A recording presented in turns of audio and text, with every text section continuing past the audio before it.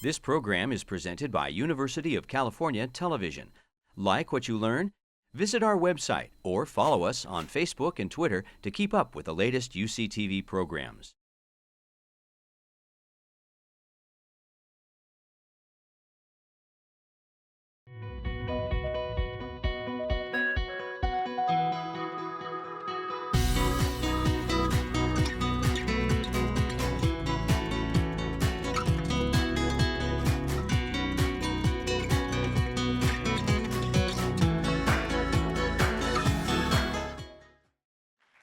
Okay, thanks everybody for coming.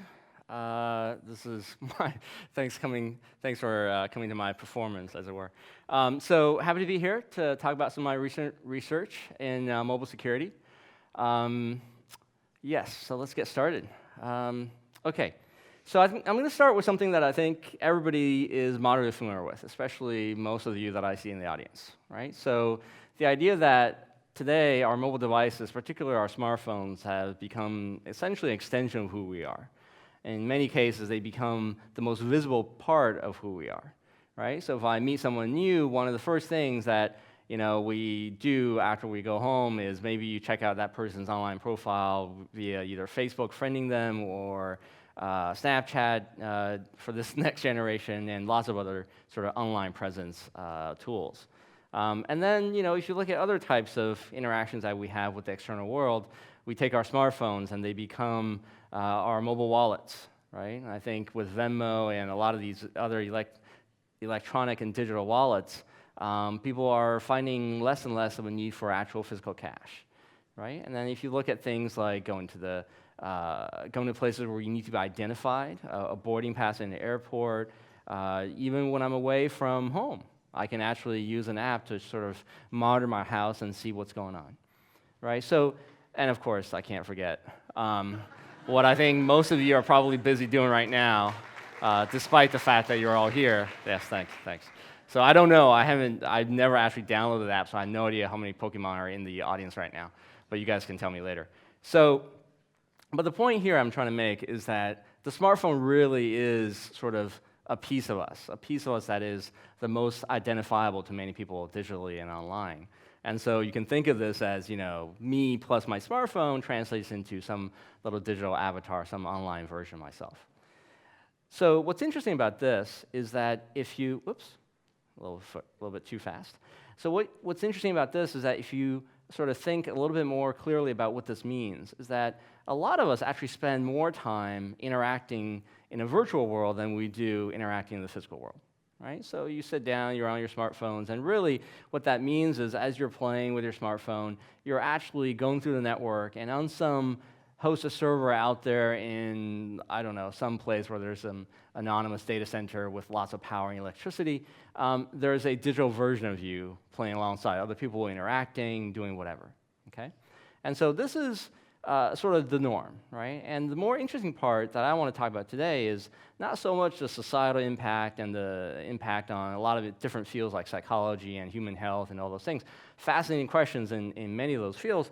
But what I want to talk about today is when this particular mapping between us, our physical selves, and our virtual selves breaks down.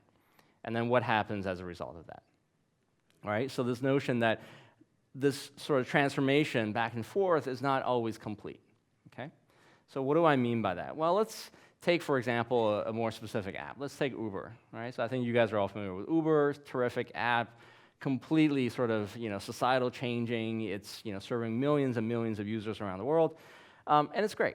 So, but if you think about from Uber's perspective, what they see, right? So you're Uber, you're sitting on some ginormous data center somewhere in Europe or in North America, and all you see is not a bunch of drivers driving around and taking people on rides, but what you see is a bunch of data coming in through a network that's somehow going through your switches and your routers, and most of that traffic just looks like it's coming from your smartphone app, right? The large majority of their data traffic is just smartphone traffic, right? So the question is, how can you go from that level of traffic back to individuals that are actually using this app in the wild, right? So you hope that when you see an app saying, oh, I'm taking this such and such a passenger on this ride to such and such a destination, that it actually maps to someone well-behaved, some physical driver out in the real world, right? But in fact, this is the assumption that most app developers make, right? And this is the reasonable thing to do. This is sort of the reverse mapping of your virtual world to your sort of physical self. The problem is that this is no longer the case, that this is no longer a foolproof mapping. So what happens now is that in a number of countries around the world today, there are cottage industries where people are now doing things like, as you see this person here, standing in front of a bank of iPads and iPhones, basically manually inputting things to manipulate the smartphone apps into thinking about what they're doing, something that they're not actually doing, right? So in this particular case, what they're doing is they're fooling the Uber app into thinking that they're actually drivers taking some passengers over some prescribed route to gain some fare, okay? And so if you're both the passenger and the driver, then it actually doesn't cost you anything because that money sort of goes right back to you. But in essence, what you can do is you can game the system because Uber has a tremendous amount of monetary incentives that they give to first-time passengers and first-time drivers that you can actually get that money and sort of cheat Uber out of that system, out of that money.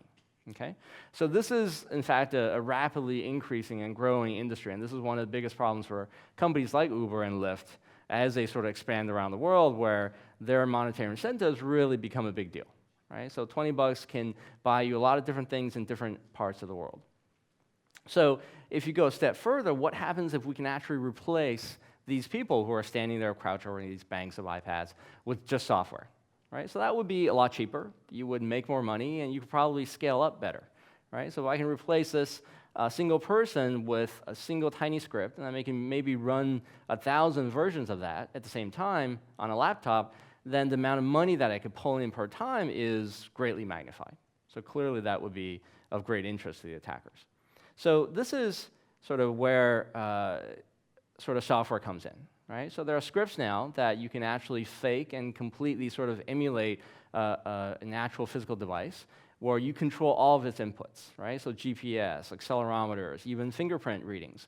All those things you can basically generate fake inputs into.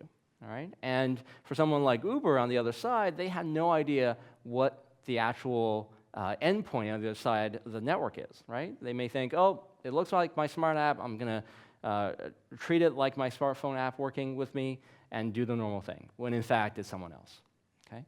So where our work comes in is we found a vulnerability or a way, if you will, that this attack can actually be greatly magnified. Okay, so traditionally, I say traditionally as in before our work, basically what would happen is a cottage industry would be just like this. You would actually have to have someone physically sitting in front of a iPad or some sort of emulator that doesn't run very fast, and you have to manually press buttons to sort of pretend like how things are. Right? And the reason that is because of this. Right? So this little lock here represents SSL, which is sort of the default encryption method that's used more or less around the web and on all your smartphone apps. Okay? And so it's an encryption method that's quite strong, and it's fairly secure, and it makes sure that the traffic that goes away from your phone en route to the servers is not only unreadable by anyone else, but is more compact and completely secure. Right? So it identifies the two endpoints. So what we found is that there's actually a very easy way to crack this open and to break the SSL. Not in the sense of sort of completely compromising the system, but in the sense that we can completely eavesdrop on the information. And what that means is that that greatly amplifies the power of a potential attacker because it means that you now know the language that the server speaks to their smartphone app. And you can write a tiny piece of software, a really tiny piece of software, that precisely emulates the smartphone app down to the lowest level of detail and make it incredibly difficult for the servers to actually detect whether you're a piece of software or their actual smartphone app running on a real device with real GPS and accelerometers and real data coming in. Okay? And so once that happens, then basically you're looking at replacing a single attacker with tiny little scripts, each of which can do exactly what they're doing, but with zero cost because of software and much, much faster in a much more controlled way. Right? And so this is sort of the threat that we've uncovered and we've tried to work with companies to try to address. Okay? So let me back up a little bit. Right? So one of the questions that I think people first think of when they hear about this type of work is, well, it can't be that difficult to sort of authenticate a real physical device. And by authenticate, I mean basically distinguish the difference between a piece of hardware that's actually running some software, in the wild, and a real user sitting there and pressing buttons, versus a piece of software that's completely sitting by itself, running autonomously on a server somewhere, right? So how hard could it be? Turns out it's much more difficult than you expect, right? So one of the things that you can imagine, you probably can't read that text or most of it, is the first thing we do is we do things like email verification. You say, well, if you want an account on blah, blah, blah service, send us your email address. We'll send you an email. Prove to us that you own the email by clicking on some link, and then come back to us, and we'll know that, in fact, you're a real person using that email address, okay? The problem is that nowadays there's very easy ways to generate not only free and anonymous email addresses, but generate them en masse in a way that's very, very quickly, right? So you can generate thousands of email accounts in a fairly short amount of time, okay? So that doesn't really work. Another thing that we can do, and this is much more intrusive, right? So this is the CAPTCHA system. And you guys have seen this when you browse a web and you go to a certain site and they say, are you a real human being? Prove it to us by typing in the real versions of these squiggly little letters. Okay, and that sort of works, but it's not great on a smartphone because one, it's really difficult, and if you're outside waiting for a Uber ride, you don't want to be squinting your eyes in the sunlight trying to distinguish some squiggly little letter so you can type it in. But unfortunately, this doesn't even work, because today there are entire industries out there called CAPTCHA farms that basically,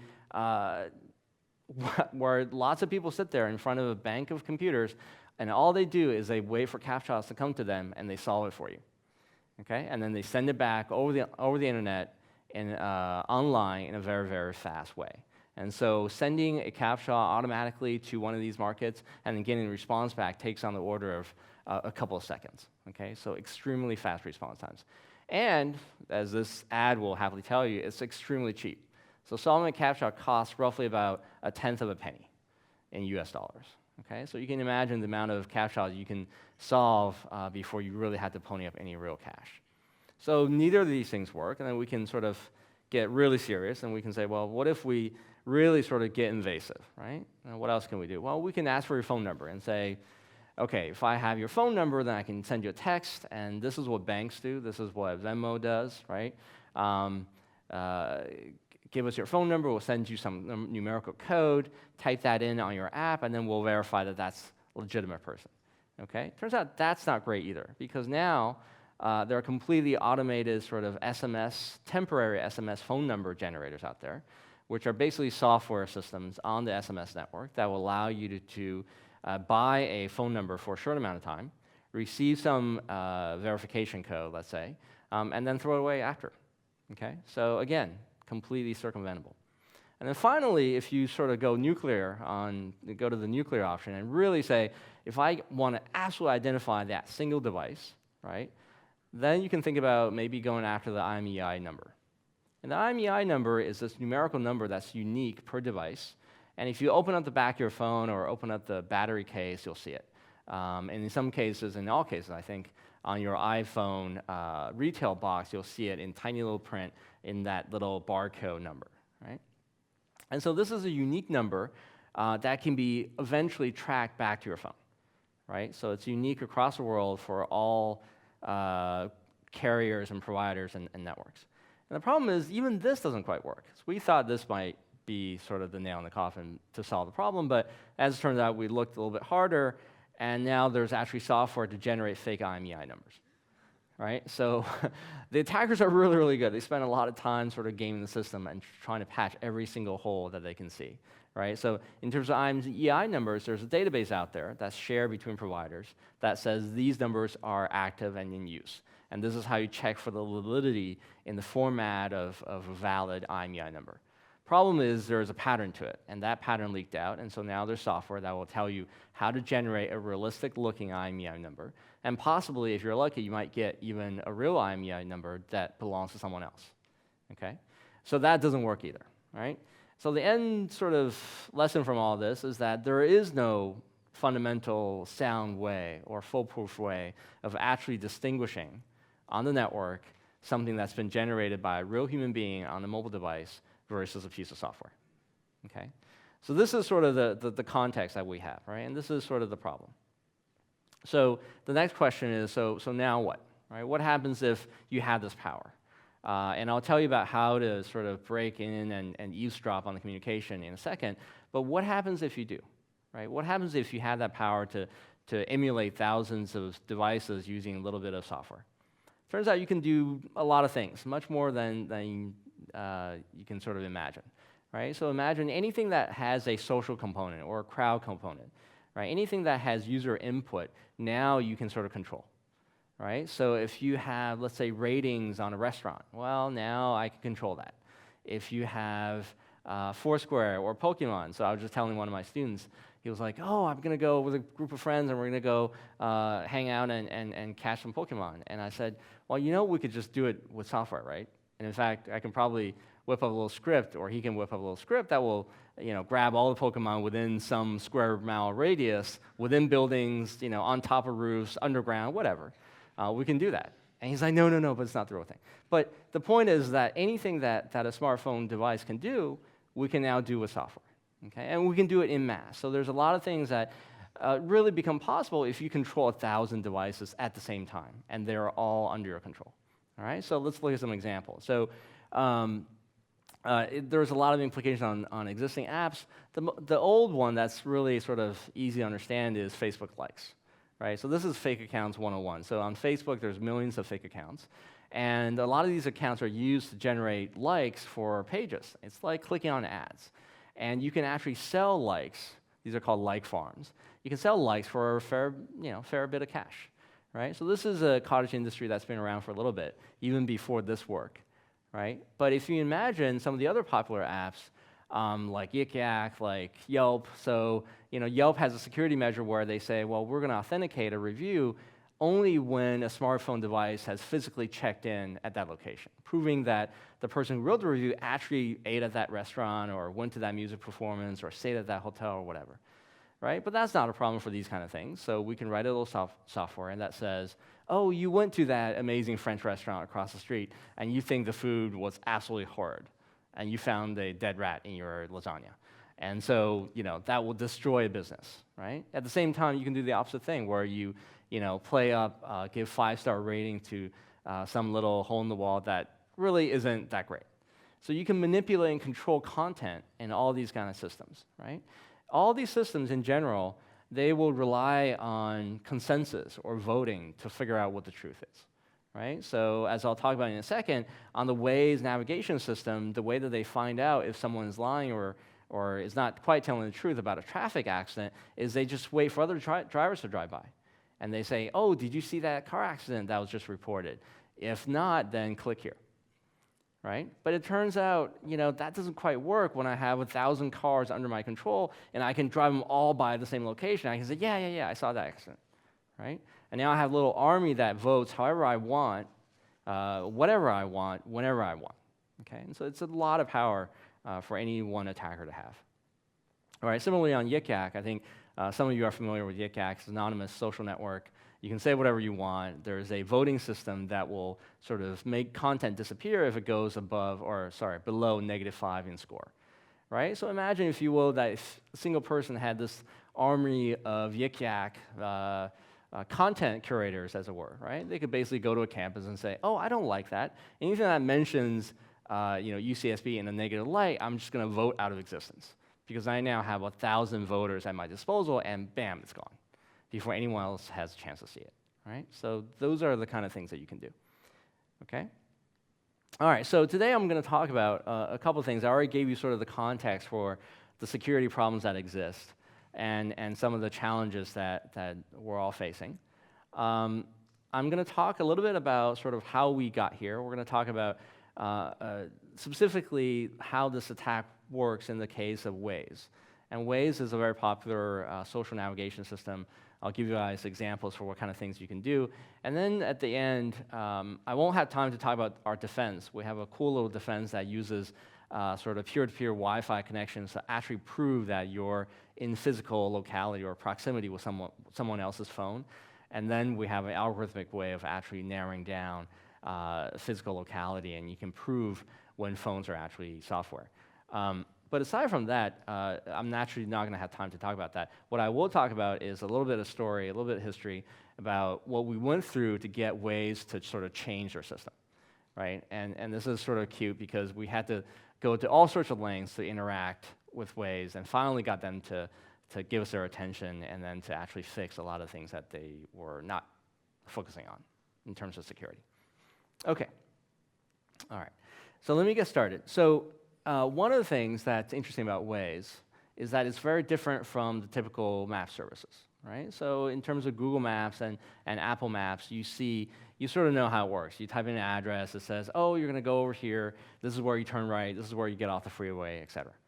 Okay, so Waze is different because it allows you to actually input interesting things. So as you're driving by, you can say, oh, there is a car, or there's a police car hiding in that little hidden spot. There's a speed trap waiting for the next guy to go by. All right, so you can report things like that. You can say, oh, the traffic jam that we're in right now is caused by an accident on the other side of the road, so watch out, that kind of stuff. So it's really tremendously useful because of that, right? So these are all the events that you can actually report. And then as a kicker, you can actually see other users who are nearby, right? And so they do this so that you feel sort of responsible. There's a social component. This is incentive for you to actually go ahead and report things and contribute to the overall system because you're helping other people on the road who are close by. All right, so this is all nice, and it's great. So ever since, I think, 2013, they had something like 50 million users. They were bought by Google, and now all their content goes to Google. And if you use Google Maps, and if you ever see a sort of car accident sign, that's actually coming from Waze, right? So presumably they have a lot more users right now. I think there's a report that I saw that said, as of 2015, 1 out of every 4 drivers in LA was using Waze. So it's a lot of people. All right, so let me run through sort of how we can actually gain access to Waze and how to emulate Waze devices, right? So the key is really simple. So you have basically a Waze client, so let's say a smartphone running the actual software. There's the Waze servers somewhere else, okay? And what we do is we insert our own machine in the middle. And we can convince the smartphone to actually trust our own machine in the middle as if it was the actual Waze server. Right? And the reason we can do that is because we control both the middle box in the middle, the attacker box, and the smartphone client. So SSL and security mechanisms like it were never designed to do that. They were never designed to help protect the smartphone against itself, right? That just doesn't make sense. So if I have a smartphone working with me, then it's fairly easy to crack the system. So it turns out, I won't go into details, but what we can do is we can have the Waze client on the smartphone import what's called a public key certificate from our machine and trust it as if it was coming from the actual Waze server. So once you do that, and that means that all the traffic Waze wants to send to the server, it's actually going to send to our machine. And then our machine is going to relay it to the actual server and then take the responses and relay it back to the phone. So in doing so, basically what we have is we have a sort of a eavesdropping channel, if you will, to listen in on the entire conversation between the smartphone and the back-end server, right? So once you do that, then it's fairly easy. Then you can look at the traffic and you can say, oh, this is what they say when the smartphone wants this information, okay? And then you learn the little language. It's called an API, and it's fairly simple for most smartphone apps.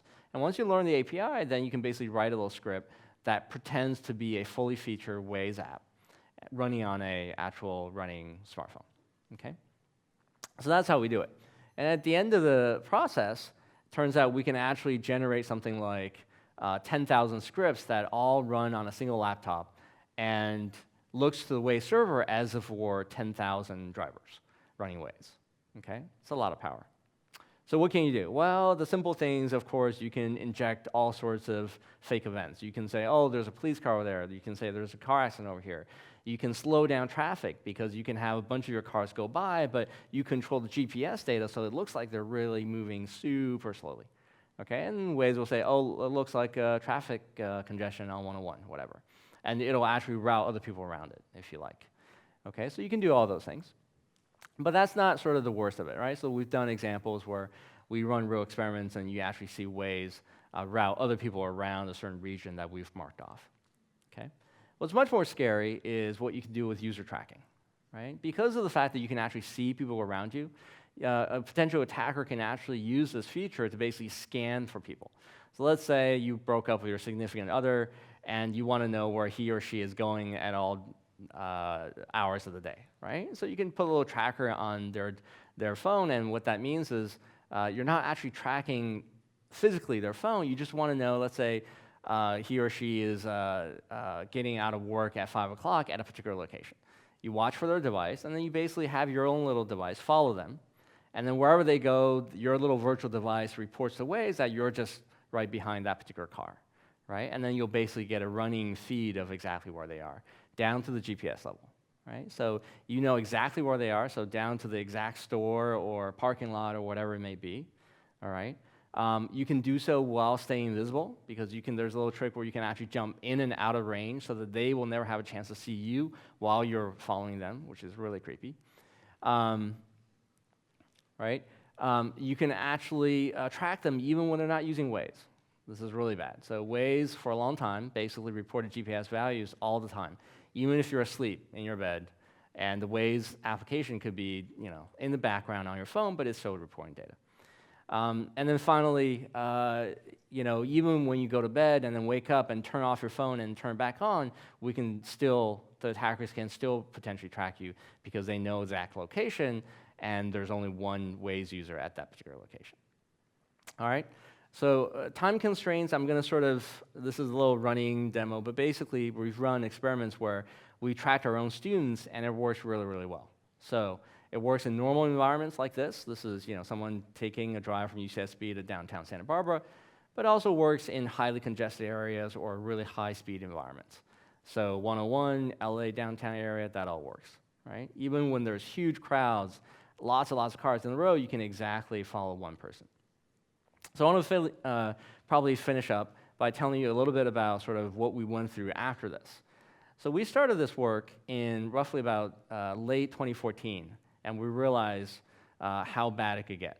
And so before we even did a lot of experiments and wrote up a paper, I contacted a bunch of my friends at Google, particularly Google Security, to try to get to the Waze people to modify their system. At least give them a heads up on what we're about to sort of publish and discover. And it was really difficult, because Waze, for all intents and purposes, is still in Israel. So they're sort of partitioned off from the rest of Google. So for a long time, nothing happened, despite our messages through my Google friends at the Google security team. And then sometime a little bit later, they did an upgrade where they started to not report GPS locations when your Waze was not running, when it was in the background, which was a big plus, but still not a lot after that.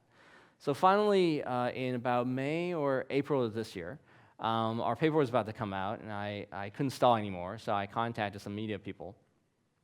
Fusion, Kashmir Hill at Fusion, she used to be at Forbes, and they write exclusively a lot about sort of privacy issues and technology.